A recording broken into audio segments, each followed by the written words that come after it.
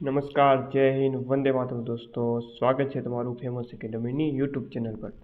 Revenue તલાટી special વિજ્ઞાન અને ટેકનોલોજીના ટોપિક વાઇઝ MCQ મિત્રો જોવાના છીએ. ઓકે, ટોપિક વાઇઝ મિત્રો સંપૂર્ણ સામાન્ય વિજ્ઞાન આપણે ટોપિક વાઇઝ કવર કરવાની કોશિશ કરશું. ઓકે, તો આપણે ટોપિક વાઇઝ જોવાના છીએ મોસ્ટ IMP વિજ્ઞાન અને ટેકનોલોજીના MCQ, જેથી તમારી સંપૂર્ણ તૈયારી થઈ શકે.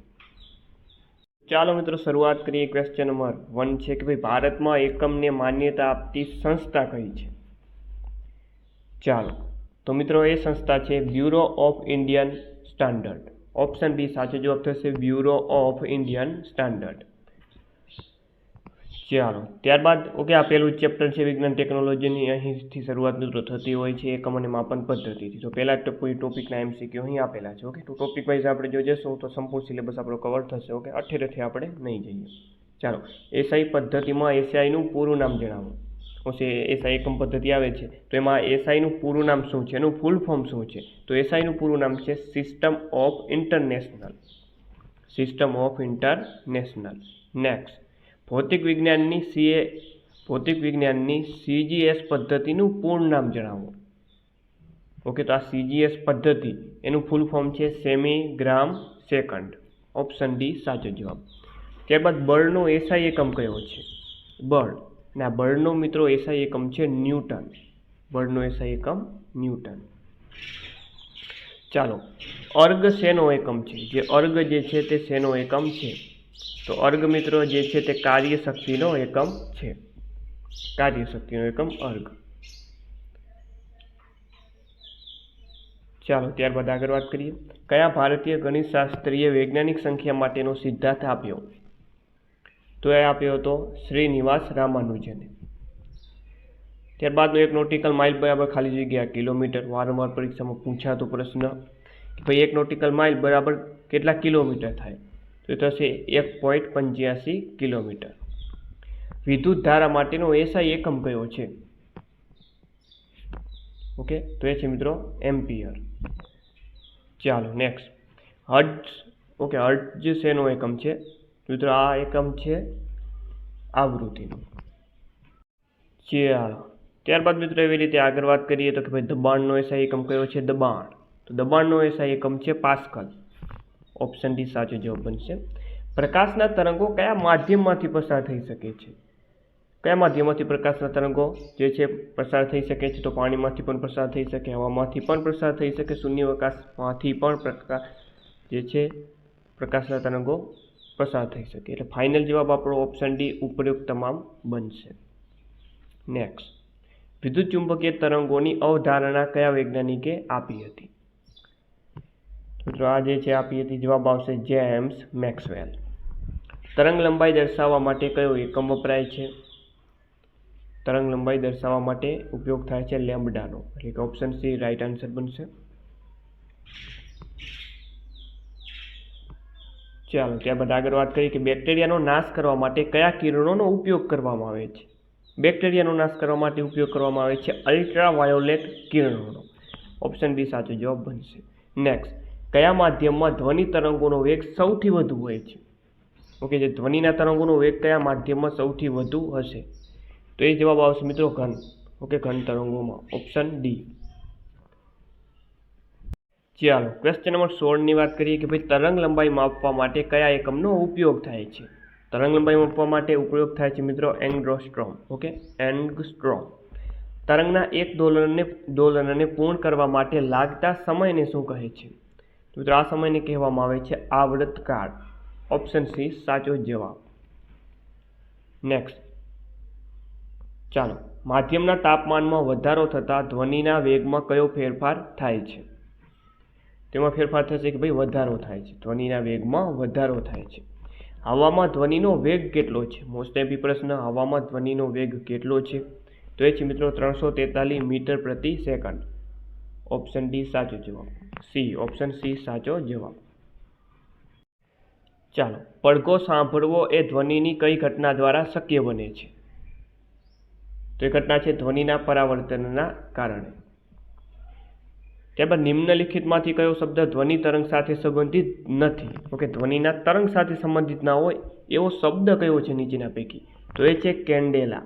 Option D right answer. નિમ્નલિખિતમાંથી કઈ મૂળ રાશિ છે? ઓકે, 7 મૂળભૂત રાશિઓ છે, તો નીચેનામાંથી 7 મૂળભૂત રાશિઓમાં શેનો સમાવેશ થાય છે? તો એ છે મિત્રો સમયનો. ચાલો નેક્સ્ટ, એ કોઈક મિત્રો અગત્યના પ્રશ્નો છે ખાસ, ઓકે જોઈ લેજો. ચાલો, 1 કિલોવોટ કલાક બરાબર ખાલી જગ્યા જૂલ થશે. 1 કિલોવોટ કલાક બરાબર 3.6 મેગા જૂલ. નેક્સ્ટ, લાંબુ અંતર માપવા માટે કયા એકમનો ઉપયોગ થાય છે? કે લાંબુ અંતર આપણે જો માપવું હોય તો શેનો ઉપયોગ થશે નીચેનામાંથી? તો જવાબ આવશે મિત્રો આની અંદર પારસેક. તેમજ ભારતમાં એસઆઈ પદ્ધતિની શરૂઆત ક્યારથી કરવામાં આવી હતી? તો તેની શરૂઆત મિત્રો કરવામાં આવી હતી 1956થી. નેક્સ્ટ, વિદ્યુત ચુંબકીય તરંગોની ઝડપ શેના બરાબર હોય છે? વિદ્યુત ચુંબકીય તરંગોની ઝડપ પ્રકાશ બરાબર હોય છે, એટલે ઓપ્શન એ સાચો જવાબ બનશે. કયા તરંગ દ્વારા ટીવીનું રિમોટ કાર્ય કરે છે? તો એ તરંગ છે માઇક્રોવેવ તરંગો. ચાલો, નિમ્નલિખિતમાંથી કયું પ્રાણી 20 હર્ટ્ઝથી ઓછી આવૃત્તિવાળા ધ્વનિ તરંગો ઉત્પન્ન કરી શકે છે તેમજ પારખી શકે છે? તો એ છે મિત્રો વેલ. નેક્સ્ટ, પડઘો સંભળાય તે માટે દિવાલથી વ્યક્તિનું ઓછામાં ઓછું કેટલું અંતર હોવું જરૂરી છે? 17 મીટર, રાઈટ આન્સર. ત્યારબાદનો ક્વેશ્ચન નંબર 30 કે ભાઈ પરાશ્રાવ્ય ધ્વનિની ઓછામાં ઓછી આવૃત્તિ કેટલી હોય છે? પરાશ્રાવ્ય ધ્વનિની ઓછામાં ઓછી આવૃત્તિ હોય છે 20,000 હર્ટ્ઝ. ઓકે, તો અગત્યના 30 મોસ્ટ એમપી પ્રશ્ન મિત્રો આપણે જોયા. ટોપિક વાઇઝ એમસીક્યુ ચાલી રહ્યા છે, વિજ્ઞાન અને ટેકનોલોજીના ટોપિક વાઇઝ એમસીક્યુ, જેથી આપણી સંપૂર્ણ તૈયારી થઈ શકે. વિડીયો સારો લાગે તો વિડીયોને લાઇક કરી, ચેનલ ઉપર નવા આવો તો ચેનલને સબસ્ક્રાઇબ કરી નાખજો, અને ફેમસ એકેડમી નામની એપ્લિકેશન ગૂગલ પ્લે સ્ટોર ઉપરથી ડાઉનલોડ અવશ્ય કરી લેજો.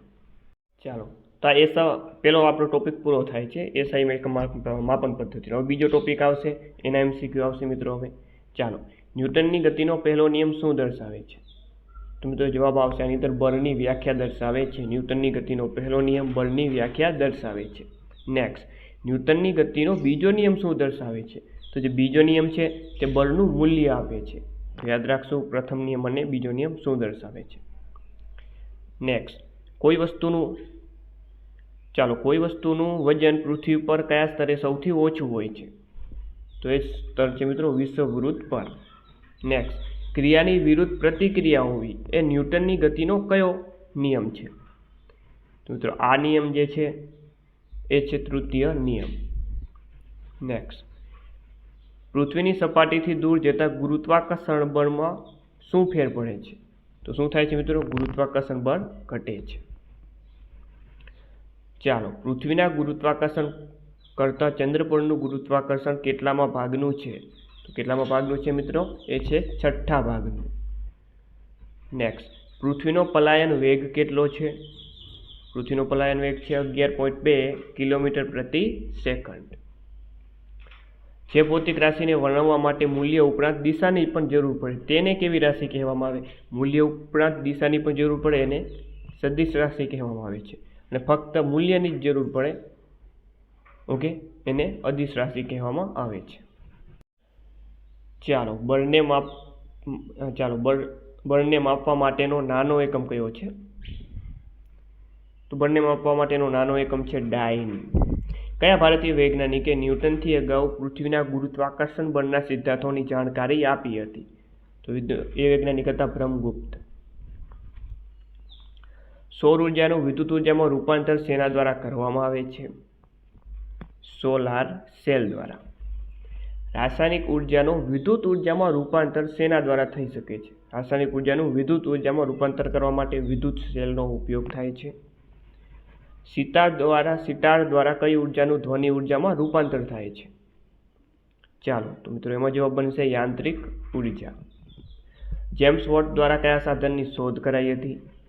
તો જે વરાળ એન્જિન છે, આ વરાળ એન્જિનની શોધ જેમ્સ વોટ દ્વારા કરવામાં આવી હતી. ચાલો, વિદ્યુત અવરોધ માપવાનો એસઆઈ એકમ કયો છે? વિદ્યુતનો અવરોધ માપવાનો એસઆઈ એકમ છે વોલ્ટ પ્રતિ એમ્પિયર. 1 યુનિટ બરાબર ખાલી જગ્યા કિલોવોટ અવર.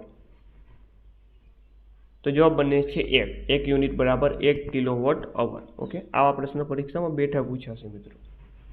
ચલો, યુ બરાબર mgh સૂત્ર દ્વારા કઈ ઉર્જા માપવામાં આવે છે? તો એ ઉર્જા છે સ્થિતિ ઉર્જા. કાર્યનું મૂલ્ય શું ન હોઈ શકે? તો જે કાર્યનું મૂલ્ય કદી ઋણ ન હોઈ શકે. ક્લિયર છે? ચાલો OTEC એટલે કે ઓશિયન થર્મલ એનર્જી કોર્પોરેશન સ્થાપિત કરનાર પ્રથમ દેશ કયો છે? તો એ છે આપણો ભારત દેશ. ભારતનું સૌથી મોટું પવન ઉર્જામાંથી વિદ્યુત ઉર્જાનું ઉત્પાદન કરતું રાજ્ય કયું છે? ચાલો તો એ રાજ્ય છે તમિલનાડુ. ચાલો કાર્ય એ કઈ બે ભૌતિક રાશિનું ગુણનફળ દર્શાવે છે? તો એ બે ભૌતિક રાશિ છે બળ અને સ્થાનાંતર. નેક્સ્ટ, કાર્ય કરવામાં સમય દળને શું કહેવાય છે? તો એને કહેવામાં આવે છે શક્તિ. ચાલો વિદ્યુત અવરોધક તાર બનાવવા માટે કઈ મિશ્ર ધાતુનો ઉપયોગ કરવામાં આવે છે? નિક્રોમ. ફ્યુઝ કયા સિદ્ધાંત પર કાર્ય કરે છે? ઓકે, તો ફ્યુઝ જે છે તે વિદ્યુત પ્રવાહની તાપીય અસર પર કાર્ય કરે છે. ઓપ્શન બી સાચો જવાબ. કોઈ વાહકમાંથી વિદ્યુત પ્રવાહ પસાર કરતા તેની આસપાસ ચુંબકીય ક્ષેત્ર ઉત્પન્ન થાય તેને શું કહેવામાં આવે છે? તો એને કહેવામાં આવે છે ઇલેક્ટ્રોમેગ્નેટ. ન્યૂટનની ગતિના પહેલા નિયમને અન્ય કયું નામ આપવામાં આવ્યું છે? તો એનું અન્ય નામ છે ગેલિલિયોનો નિયમ. ઊભી રહેલ મોટર અચાનક શરૂ થવાથી અંદર બેઠેલા યાત્રીઓને પાછળની બાજુ ધક્કો લાગે છે એવું કયા કારણથી થાય છે? તો મિત્રો આનું કારણ છે જડત્વના કારણે. ચાલો ન્યૂટનની ગતિનો બીજો નિયમ બળ વિશેનું સૂત્ર કયું આપે છે? તો મિત્રો જવાબ આવશે F = ma. નેક્સ્ટ, રોકેટ ન્યૂટનના કયા નિયમ અંતર્ગત ઉડે છે? રોકેટ. ચાલો તો એમાં જવાબ આવશે મિત્રો ન્યૂટનની ગતિનો ત્રીજા નિયમ અંતર્ગત રોકેટ ઉડતું હોય છે. લિફ્ટ ઉપરની તરફ જતી હોય ત્યારે લિફ્ટમાં સ્થિત વસ્તુના વજનમાં કેવો ફેરફાર પ્રતીત થાય છે? તો જવાબ આવશે વજનમાં વધારો થાય છે. નેક્સ્ટ, પારદર્શક માધ્યમમાં કયા રંગના પ્રકાશનું મહત્તમ વિચલન થાય છે? તો એ છે જાંબલી રંગ. કયો રંગ ભાઈ? જાંબલી રંગ. કેલિડોસ્કોપમાં 3 અરીસા કેટલા અંશના ખૂણે મૂકેલા હોય છે? તો મૂકેલા હોય છે 60 ડિગ્રીના ખૂણે. પ્રકાશને સૂર્યથી પૃથ્વી પર આવતા કેટલો સમય લાગે? 499 સેકન્ડ. કેટલી સેકન્ડ? 499 સેકન્ડ. પ્રકાશની ગતિ કોની અંદર ન્યૂનતમ હોય છે? તો આમાંથી વાત કરીએ તો કાચની અંદર પ્રકાશની ગતિ સૌથી ન્યૂનતમ ઓછી હોય છે. બે સમાંતર અરીસા વચ્ચે મૂકેલા પદાર્થના કેટલા પ્રતિબિંબો મળે છે? તો એ મળશે અસંખ્ય. ચાલો નિમ્નલિખિતમાંથી કોનો વક્રી ભવનાંક સૌથી ઓછો છે? તો આપણને સૌ જાણીએ છીએ. આમાંથી વાત કરીએ સૌથી ઓછો વક્રી ભવનાંક આમાં મિત્રો થશે પાણીનો. ચાલો પ્રિઝમમાંથી પસાર થતી વખતે પ્રકાશનું તેના ઘટક રંગોમાં છૂટા પડવાની ઘટનાને શું કહેવામાં આવે છે? તો એને કહેવામાં આવે છે પ્રકાશનું વિભાજન. ચાલો પ્રિઝમને કુલ કેટલી સપાટીઓ હોય છે? પ્રિઝમને કેટલી સપાટીઓ હોય? 5. પ્રકાશના કિરણોને ગતિ કરવા માટે કયા માધ્યમની જરૂર હોય છે?